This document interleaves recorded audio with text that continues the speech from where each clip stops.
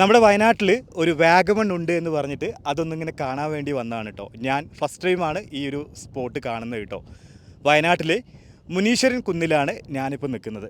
ഇവിടെ രണ്ട് സൈഡിലോട്ടും ട്രെക്കിംഗ് ആണ് ഇവർ പ്രൊവൈഡ് ചെയ്യുന്നത്. എൻട്രി ഫീ വരുന്നത് ഒരാൾക്ക് 60 രൂപയാണ് കേട്ടോ. പാർക്കിംഗ് ഫീ വരുന്നത് 50 രൂപ.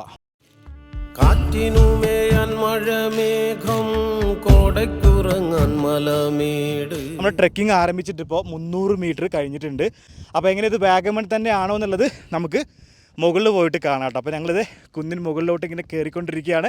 ഇവിടെ ഒരു സൈഡിൽ കംപ്ലീറ്റ് ഇങ്ങനെ ഫെൻസിങ് വെച്ചിട്ട് കവേർഡാണ്. അനിമൽസ് ഇറങ്ങുന്ന സൈറ്റിംഗ് ആണ്, ആനയൊക്കെ ഇറങ്ങുന്ന സ്ഥലമാണ്.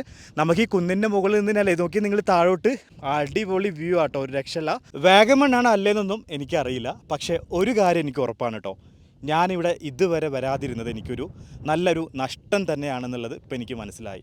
നല്ല കാറ്റ് വീശുന്നുണ്ട്. മഴ പെയ്യുകയാണെങ്കിൽ ഇവിടെ നന്നായിട്ട് കോട ഇറങ്ങുന്നതാണ് പറഞ്ഞു കേൾക്കുന്നത്. നല്ല ക്ലൗഡ് ബെഡൊക്കെ കാണാൻ പറ്റുമെന്നും പറയുന്നുണ്ട്. നിങ്ങൾ വയനാട്ടിൽ വരുമ്പോൾ എന്തായാലും ഒന്ന് വന്നിരിക്കേണ്ട സ്ഥലം തന്നെയാണ് ഈ ഒരു മുനീശ്വരൻ കുന്ന്. ആ ചൂടത്ത് ഈ ഒരു കുന്നിന് മുകളിലേക്ക് കയറിയപ്പോൾ ഉണ്ടല്ലോ, ഭയങ്കര റിലാക്സ്ഡ്, അടിപൊളിയാണ്. ചെറുതായിട്ടൊരു വാഗമണ്ണൊക്കെ നമുക്ക് ഫീൽ ചെയ്യുന്നുണ്ട്. ഞങ്ങളവിടെ എത്തിയിട്ടില്ല, അല്പദൂരം കൂടെ നമുക്ക് നടന്ന് നീങ്ങാനായിട്ടുണ്ട്. ഈണത്തിനൂരു മുളങ്കാട് ഒരിക്കത് സമീരിട്ട് വയനാടൻ ഇളം കാറ്റ് വീശുന്നുണ്ട് കേട്ടോ. കാറ്റ് വീശുമ്പോൾ ഈ പുല്ലുകളൊക്കെ ഇങ്ങനെ അങ്ങോട്ടും ഇങ്ങോട്ടും ഇളകുന്നത് കാണാനൊക്കെ ഒരു ഭംഗിയാണ്. നമ്മൾ വാഗമൺ കുന്നുകളിലൊക്കെ പോയാലാണല്ലോ ഇങ്ങനത്തെ പുൽമേടുകളൊക്കെ നമുക്ക് കാണാൻ പറ്റുക.